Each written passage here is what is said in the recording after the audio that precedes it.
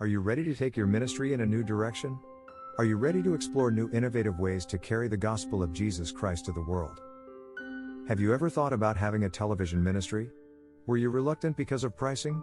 Did it seem too costly for your ministry? If I told you that television is affordable, and that there is a solution within your budget, would you be interested? There is an affordable solution for your ministry. It's Clarity IBN. Clarity is an affordable option for you to be on television. You can reach the world for Jesus, without breaking your budget. Go now. Go to clarityibn.org. Fill out the contact form, and a representative from Clarity IBN will email you on how you can be on television, affordably. Don't wait, don't procrastinate. Do it now.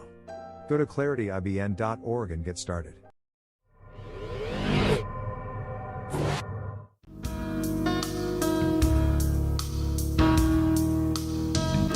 A moment of truth opened up my eyes. A moment of truth.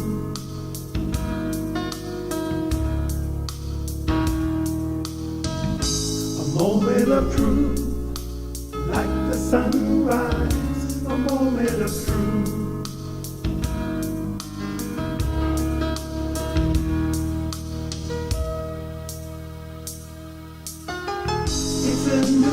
It's a day.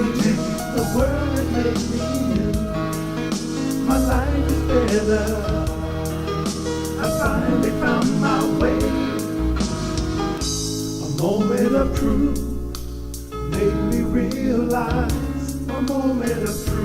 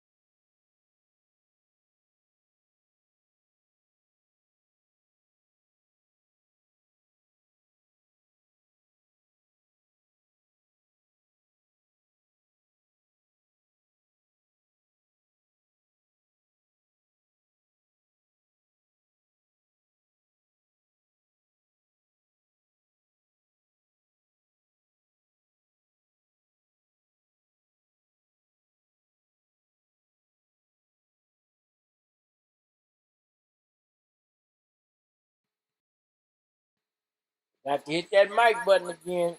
Thank you, Sister Quitter. Uh-oh. I gotta turn the monitor down. All right. Well, at least the Lord heard the prayer. I know you all probably didn't hear it, but the Lord heard the prayer. All right. So I got to be careful. I turn that off sometimes. I forget to, when I turn it on, it has that feedback. I have to adjust that volume. But I should be back in the studio next week. Yeah, just still recuperating. So I haven't went downstairs yet. Gotta go back in the studio. Oh, excuse me. All right, so let's get into our lesson. What happened?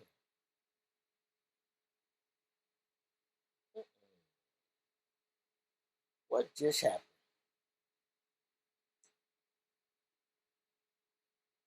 Okay. I don't know what happened, but my notes just went haywire. That was okay. Let's go. There we go. Okay, they're back. All right, so we are in chapter 11, and we're chapter 9. Sorry, yeah, chapter 11, and we're down to verse. We finished verse 11 in our last session. So the lesson is about their behavior and speech, meaning of the wise versus the foolish, and the righteous versus the wicked. So let's see. We were talking about how words can heal or words can destroy. And the scripture said, for the power of life and death is in the tongue, and you shall cause every tongue that rise against you to fall, because you have that power. By the life you live and the righteousness of your living will nullify all of the attempts of the wicked to slander you. You got to remember that. That a church mother once said to me, Pastor, they got rumors going around about you. She said, you know they're not true. She said, but you can't go chase them. She said, what you do is you outlive them. Let the truth of your life be your witness. What about what people say? Because people going to talk. Good or bad, they're going to talk about you. And they're going to say good and bad things about you, depending on the condition of their heart and what their objective is in regards to your reputation. All right, so let's go on to verse 12.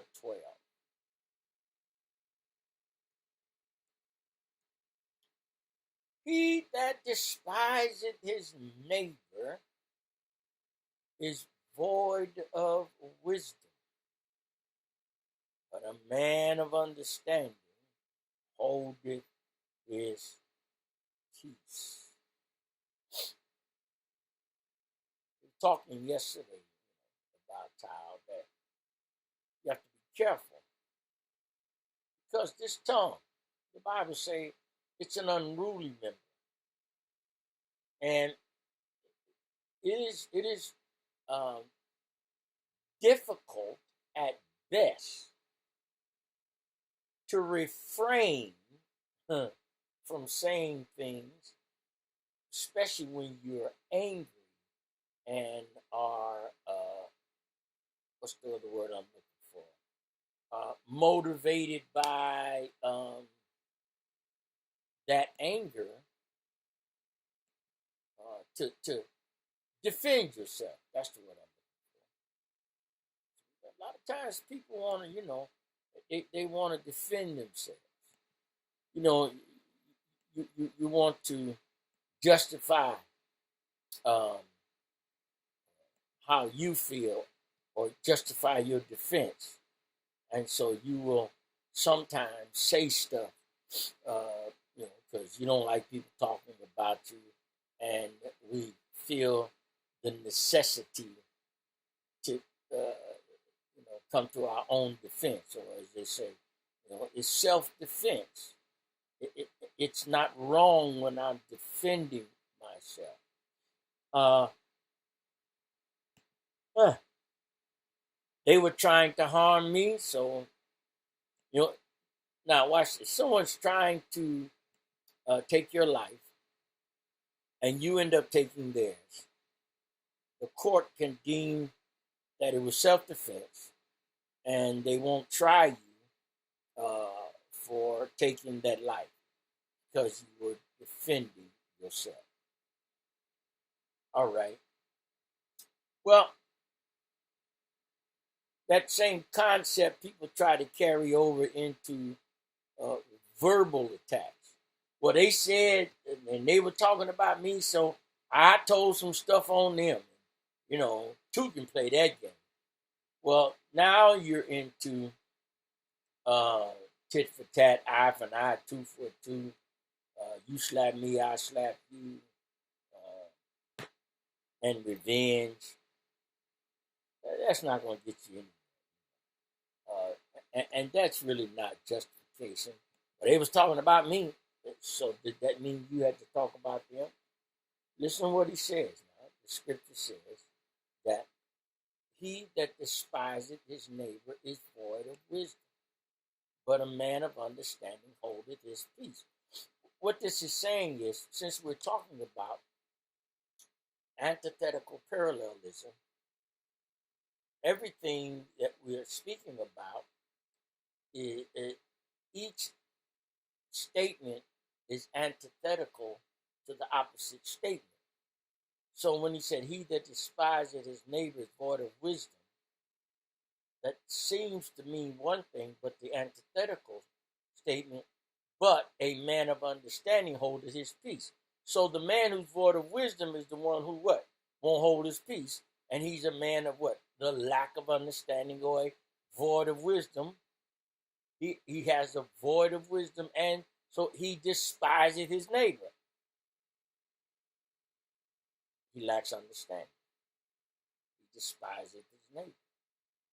But a man of understanding holdeth his peace. So that means that what? The foolish lack judgment. That's what that means. That means that the foolish lack judgment and belittle. That's supposed to be belittle, not and little their neighbors. That's supposed to be belittle their neighbors. And the wise have knowledge and refrain from slander. So, see, he that despiseth his neighbor is void of wisdom. The foolish lacks judgment and belittles his neighbor. But the man of understanding holds his peace. The wise have knowledge and refrain from slander. So the Bible here is making it very clear and unmistakable. Those who tear down other people or tear down the people around them or their neighbor are void of understanding. They are foolish. They lack judgment. They belittle their neighbors. Yeah. They lack wisdom and understanding. So what it is simply saying is they act foolishly. The fool is known by his multitude of words. They lack good judgment. And the word despise is buzz. The literal translation of the Hebrew, that word buzz, is that they lack judgment and are despisers. They tear people down with their tongues. So the proverb says that the way these sensuous people demonstrate their disdain for others is they talk about it. They tear them apart with their tongues. There we go with that. Sticks and stones break my bones. Words can never hurt me. I told y'all that was a lie. There are some people right now who are in their 60s and 70s, their 30s, 40s, and 50s, 60s and 70s, still suffering from something someone said to them. They were a child, a teenager, at a critical point in their life. Someone said to them something very demeaning, and they're still suffering from the pain of those words. Yes, sticks and stones will break your bones, but words can kill you. Now, have you ever heard this? Well, I don't have anything against them. It's not personal. I really like them, but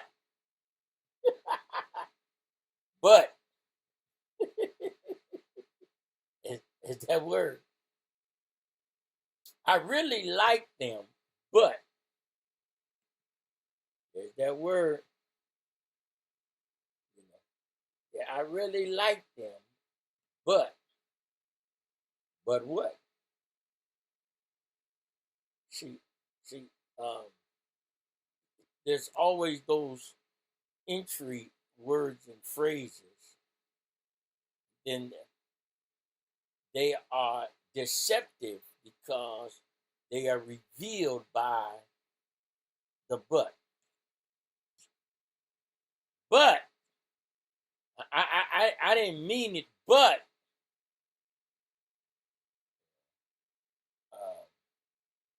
I don't have anything against them. I really like them. It's not personal, but story about to be told. The truth is about to come out. So what it really says is that they're lying when they say, when that but's in there, that means they lied previous to the but. I don't have anything against them. I really do like them. It's not personal, but it is. It's personal. You have something against them, and you don't like them. Now, what that says is when it's followed by the but, according to the proverb here, they lie and they despise, and because of their despising, they belittle.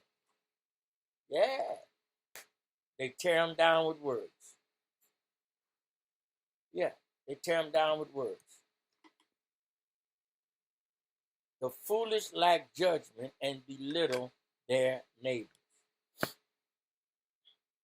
But the wise have knowledge and refrain from slander. So this particular passage of this proverb is saying and teaching us that people who follow their statements with but are lying. Because when they say, I really don't have anything against them, I like them, it's not personal, but they just lie. Because what they do, they belittle or tear down the person. Why? Because they do have something against them. Because they don't like them. It is personal. They making it so. Listen to what he says. The people with understanding, able, the wise, keep their mouths shut and do not speak evil against their neighbors. You got to be careful sometimes, even when people talk about other people. You know, and learn how to tell people, well, listen, you know what? We're not going to discuss that. If you have something to say to a person or about a person, say it to their face. Tell them you say it. Proverbs 17:28. Even a fool, when he holdeth his peace, is counted wise, and he that shutteth his lips is esteemed a man of understanding. Y'all catch that?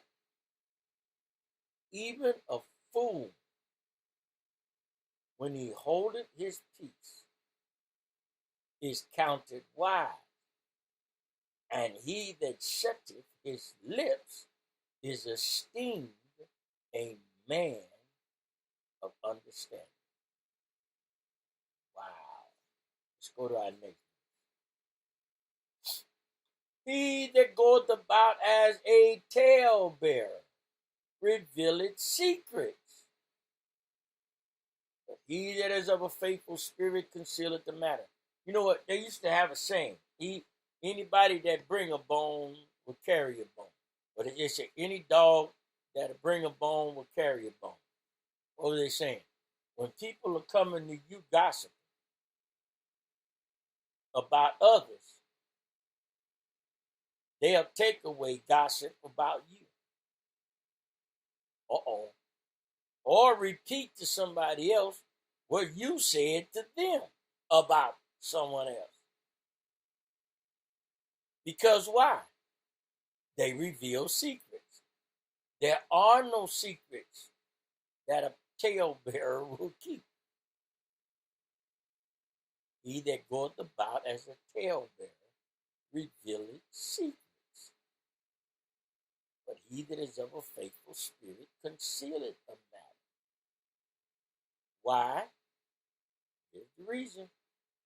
The righteous are trustworthy and keep secrets. But the wicked gossip and betray. Wow, I did some bad typing. And betray confidences, not Betty. Betray. That might have been spell check. And betray confidences. I got to start reading this stuff before I put it up. What does that mean? How many of you have ever told somebody something and you told it to someone, or let me change that. Someone told you something and they said to you, man, keep this to yourself. It's just between you and I. A girl, don't you tell nobody. Well, all of us have a person that we feel as though we can share confidential and information and secrets to, even when we told someone else, oh yeah, I'll keep that to myself. There's always somebody we think we can tell that'll hold that. Well, let me tell you, here's how it works. They told you and asked you to keep that confidential. You went and told the person that because they thought they could trust you. You went and told the person that you could trust, who you thought you could trust. And just like you have somebody that you can talk to keep stuff, so does everyone else. So they went and told someone they knew that they thought could keep the secret. And that person went to the person that they thought they knew could keep the secret. And they went and talked to the person that they knew that they thought could keep the secret. Then the next thing you know, gets back to the one who originally told you, and they know they didn't tell anyone but you. And they called, hey, I asked you not to tell. What do you mean? Well, so-and-so, I ain't told them nothing.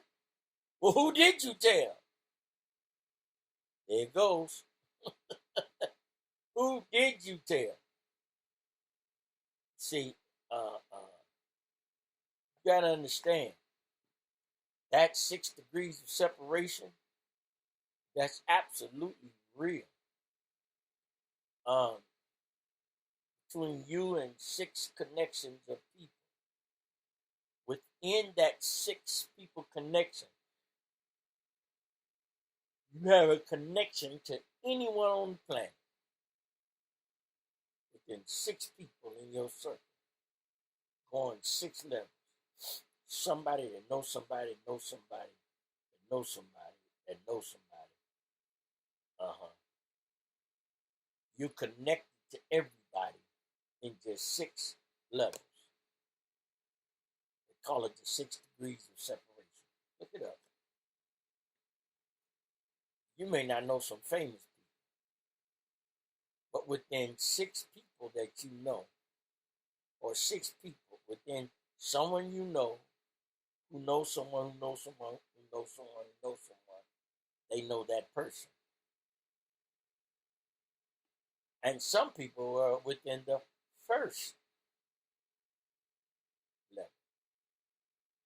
I know a lot of famous people, so anybody that know me, they can be connected to some pretty famous people in the gospel music industry right here. And then I know someone who knows a lot of famous artists in the music industry. Exactly. It's no longer a secret. It's no longer a secret. Exactly. So they know people who know people who know people who know people that know the person you probably trying to get connected. Yeah. And look, so, and then knowing people makes that degree of separation be even closer. So if I know some famous people and I'm looking for some famous people, they probably know some famous people I might need to get in contact with. Okay? I have a friend who's a very good friend with a famous actor who grew up in San Francisco. They used to do a lot of stuff together in the streets. You know, I know some famous gospel people who know a lot of other famous people. So I have met people because of the people that I was acquainted with. I became very good friends with a famous person through another famous person. Matter of fact, a couple of famous people. I just don't name drop. And the point I'm making is, though, that because of the fact we are so closely connected throughout the planet to people, if you tell a secret, it's no longer a secret. Because everybody you tell has somebody else they think they can tell, who has somebody else they think they can tell. And they may only tell one person. Before you know it, everybody. Because everybody knows somebody. Everybody's connected to everybody. Through somebody. Oh, Lord. Connected to somebody through everybody. Connected to everybody through somebody. There are two Hebrew words that make up the word tailbearer.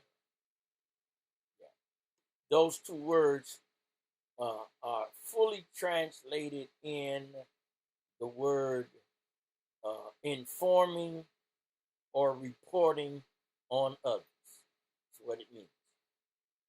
It's a person who goes about slandering, spreading tales, informing or reporting on others. Now, here's one of the terms they use.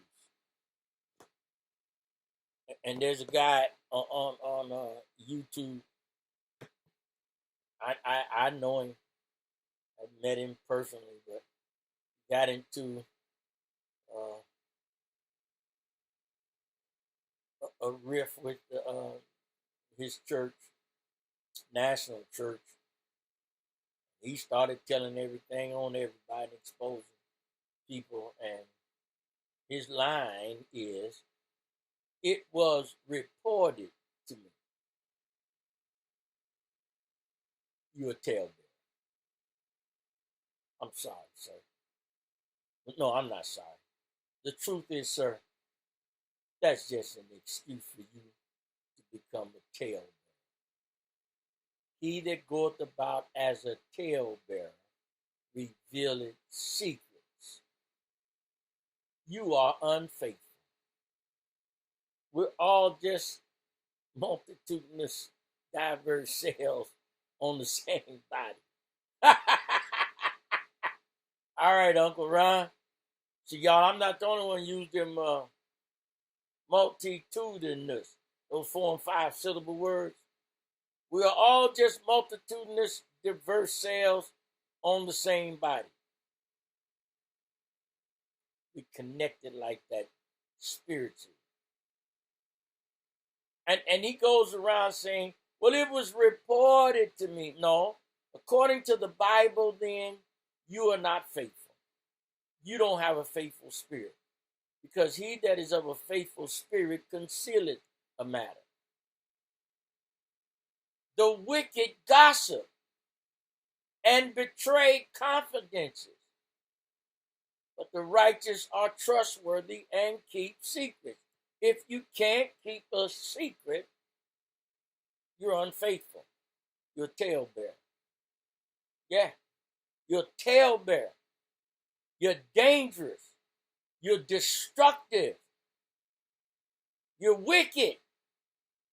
Yeah. Huh. And guess what? He that soweth seeds of discord amongst the brethren, God hates that. So you are despicable in the sight of God.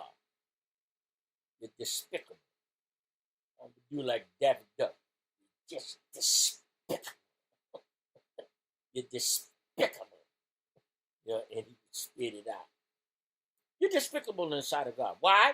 Because what you do, you cause confusion and division and sow seeds of discord among the brethren. Yeah. And a lot of times these people are simple, senseless people who, they thrive on gossip and scandal, and mess. And another phrase they use now is, "Oh, I got the tea." Ain't no tea I want to drink. It ain't herbal tea. That's some messy tea there. Yeah, I got the latest tea. No, that's gossip. You're talebearer. And you're unfaithful and despicable in the sight of God. Not just plainly putting it. Look, and you'll notice that the people who gossip and who are talebearers going around, got the tea. Those are people who really don't have much of a life of their own. They are people who have very little worthwhile in their own personal lives. And they make themselves feel important by exposing all the trash and dirt in other people's lives. Think about that. Think about that. Yeah. Despicable. They are people, what's the term? Get a life. They need to get a life. They spend all their time talking about other people. All right? Make no contribution to their community or to their neighbors, and they spend their time with gossip. That's how they occupy their time and their day. Looking up for the latest dirt, digging up dirt, turning over rocks, looking to see what's under them. Yeah, despicable. But here's the worst part about it. They have an audience. I guarantee you, if I started a vlog, video blog, which is a vlog, if I started a vlog about all the mess and exposing, I wouldn't have to worry about having subscribers or being able to monetize my site. It would blow up overnight. Look at all of the vloggers who are talebearers. It was reported to me. I got the tea. I got the latest. Look at the number of subscribers they have. Because not only are these people lacking worth in their lives and contribute nothing to their communities, occupy themselves with gossip, the sad fact is they always have a large audience. Because even people who claim to be faithful are tuning in to hear that garbage. So, note here that the proverb is seeming to refer to people who hold positions of responsibility but behave unprofessionally. Some of them want to be responsible. They want to be important. They want to be professional, but sadly, they are unprofessional. So far from being professional, you don't find professional nowhere in their repertoire. At best, you find amateur, cheap, headline-seeking 15-minute of fame, one kind of folks. So, and they do this in organizations, in businesses, in the community, and very much so in churches, especially large, influential organizations. They do this. Yes. I'm going over my notes. Now, watch this. There should be some reasonable expectation of privacy and confidentiality in certain relationships, especially when you're dealing with leaders and organizational workers and people who are essential and part of the functioning mechanism and management of an organization, a business, a team, a church. There should be some expectation of confidentiality and fiduciary responsibility with them keeping certain information privileged. But that's not so. It's not always the case. We've got to be better at choosing people who are trustworthy and who are able to keep confidential information confidential.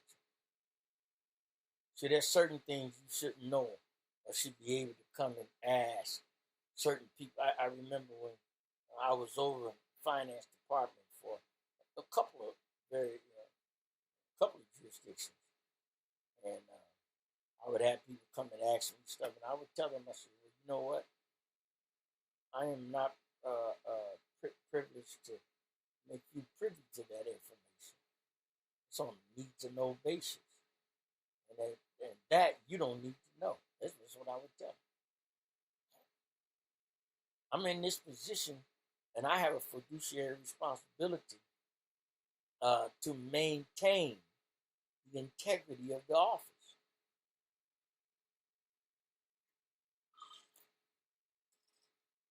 My mother taught me everybody's business is nobody's business. You got to keep some things to yourself. And don't go exposing stuff just because you got mad.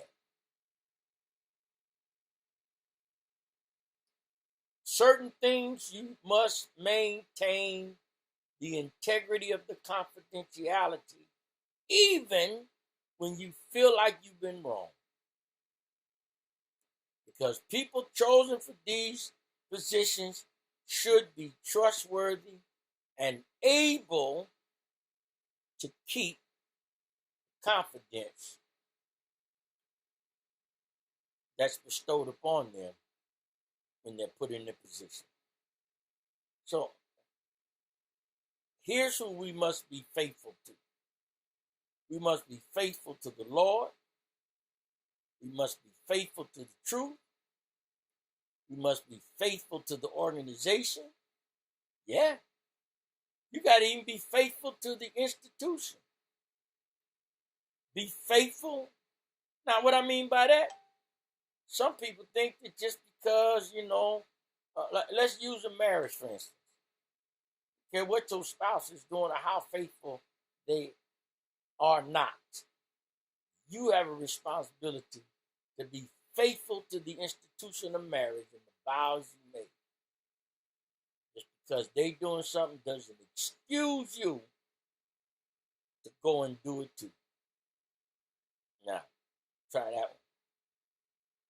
You must be faithful to the trust that has been given you. Yeah. And because other people are looking up to you, you got to be faithful to them because you're an example to them. And you've got to be faithful to the people who put you in a position because they've confided in you. And when people, as a pastor and a counselor and a confidant, when people say certain things to me in confidence, I have a responsibility to respect the fact that they've confided in me. And I don't care who asks me. It's none of their business. Period. And watch this. You also must be faithful to keep the interest of others over yourself. It's in the best interest of others. Keep that confidence. Let's look at Proverbs 20 and 19. Thou shalt not go up and down as a talebearer among thy people, neither shalt thou stand against the blood of thy neighbor. I am the Lord. Oh, that was Leviticus 19:16. I'm sorry. Proverbs 20:19 says, he that goeth about as a talebearer revealeth secrets. Therefore meddle not with him that flattereth with his lips. Be careful about people, because a dog who will bring a bone will carry a bone. Proverbs 25 and 9. Debate thy cause with thy neighbor himself, and discover not a secret to another. Don't tell somebody else about it. And if you got some issues, debate your cause with your neighbor yourself. Don't go around telling everybody else what's going on, how you feel, how you think they did you. Tell the person yourself. Let's go to verse 14. Where no wise guidance is, the people fall. But in the multitude of counselors, there is safety. The wise seek advice and are victorious. The foolish fail to seek counsel and cause their nations to fall. The righteousness exalteth the nation, but sin is a reproach to any people. Watch. Why should we seek advice and feedback from others? Because no one person should ever represent the group, the church, the city, the nation, the business, the community. No one person should make all the decisions alone. And no one person should be entrusted with that much confidence that they can make all the decisions alone without the consideration of others and without advice. Shouldn't do it. Wise advisors ensure your safety. In the multitude of counselors, there is safety. Where there is no wise guidance, the people fall. Every group, every body, every the word used here for counsel or guidance is the same Hebrew word for cords or ropes. And cords and ropes are made with many strands twisted together and then woven and twisted with other strands. That's how you make cords and ropes. And there's what? Strength in numbers. In the multitude of counselors, there is safety. You got to manage the guidance. Every organization needs people who are competent and who are wise to manage the ropes. That's how they steer the ship. The cords, the ropes, the rubber. Everyone should always have someone they can confide in and someone they will bounce off of and seek counsel with when going through situations. If you fail to do so, you will fail in your endeavors. Proverbs 15:22. Without counsel, purposes are disappointing, but in the multitude of counselors, they are established. Let's look at a couple. This proverb uses the example of a group of people, like a community, a city, a nation, a business, a local church assembly, an organization. And it emphasizes the power of community input. What does the people that are represented think? What are their feelings? What do they say? So let's look at some precepts we can gain from this proverb. Number one, those who slander and speak evil of others are dangerous. Therefore, we should be careful to avoid them. First thing you don't want on your council is people who all they want to do is slander other folks and talk bad about everybody, about the problems. Never have any solutions, but can always point out the problems. Second, the righteous are a blessing to any group of people. The words of the wicked can bring down the entire community. We said that a wicked person can destroy his city, but a wise person can make his city rejoice. Be careful of the words of the wicked. Point number 3. We should keep our negative thoughts and feelings about others to ourselves, because those who criticize, deride, and tear down others lack understanding and good judgment. Watch out for people who all they do is talk about everyone else. Point number 4. It is very important that we identify those who are trustworthy and those who are not. For by doing so, we can be confident of those who are appointed to positions of leadership. You should know who you're appointing and voting for. We also need to choose carefully whom we speak to about our personal and private matters. And we should only confide in those who are loyal to us, loyal to the group, loyal to the organization, loyal and committed and can be trusted. And we need to stop when people say to us, they're telling us something and want us to hold it.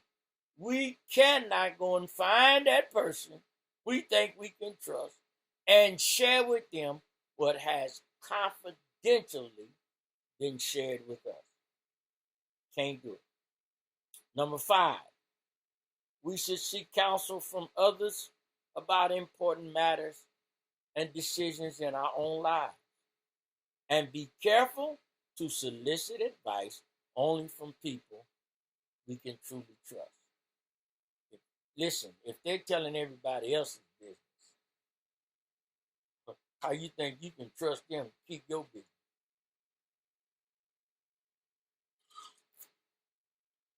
How'd you find out the stuff you found out? And you going to tell the person who told you about all the other folks? Can't do that. And number 6, this is for the leaders.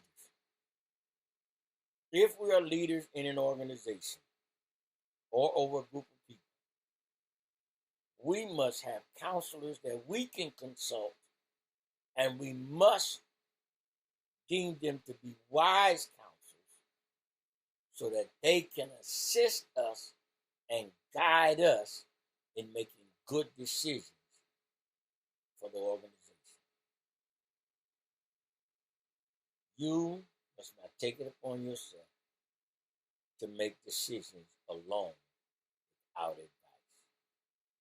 Seek the advice of others. Where no wise guidance is, the people follow. But in the multitude of counselors, there is safety. Psalm 15, 1-3. Lord, who shall abide in thy tabernacle? Who shall dwell in thy holy hill? He that walketh uprightly and worketh righteousness, and speaketh the truth in his heart. He that backbiteth not with his tongue, nor doeth evil to his neighbor, nor taketh up a reproach against his neighbor. Psalm 55:21. The words of his mouth were smoother than butter, but war was in his heart. His words were softer than oil, yet were they drawn swords. If the sword is drawn, it is intended to be used to cut, to destroy, to kill. Be careful who you confide in. Be careful who you trust.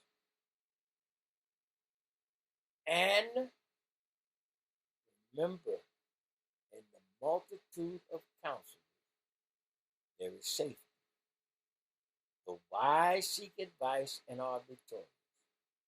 The foolish fail to seek counsel and cause their nations to fail. You see that? To fall. Be careful. Be careful. Be careful who you trust. Be careful who you confide in. Be careful. Stand still and know that he is God. Trust in the Lord with all thine heart. Lean not to thine own understanding. In all thy ways acknowledge him, and he shall direct your path. Trust in wise counsel. Be wise in choosing who you trust with your confidence, and make sure others can trust you. That's our lesson for this evening. Thank you all for joining. Listen, we'll be back tomorrow for our Friday wrap-up. On time, 5 p.m. Hope y'all enjoyed the lesson tonight. Stay in touch. Got a few things that are going to be coming up. I got some announcements. Also, remember, support the ministry. Thank you, Sister Quit. Her offering arrived today. Thank you all who support. You see on the screen there are ways you can support. It goes straight to the church's account. And if you desire, every January we can give you a statement as to what you contributed for the year. write it off. All right. Thank you for joining us and being here with us, and thank you for your support of the ministry and for coming supporting the Bible study. Tuning in, listening is support. God loves you and I love you. Not a thing you can do about it. Go and be blessed in the name of the Lord Jesus. Mark 16:15. And he said, "Go into all the world and preach the gospel to every creature." Jesus instructs us to carry the gospel to the world. In this restricted climate, how can we reach the world when we are restricted from our fellowship gatherings? Many have ventured into social media and are using various social media platforms to reach the masses. There is still a great number of people that don't have access to social media. It's time to create a social ministry and carry the message to the world. Television is a viable option and a very effective medium to reach the world for Christ. Jesus said that we would do greater works. We can do greater by reaching the world for Him. We offer a very affordable option to reach the world for Christ. Go to clarityibn.org, fill out the contact information form, and we will contact you with information on how to create your social ministry affordably and efficiently.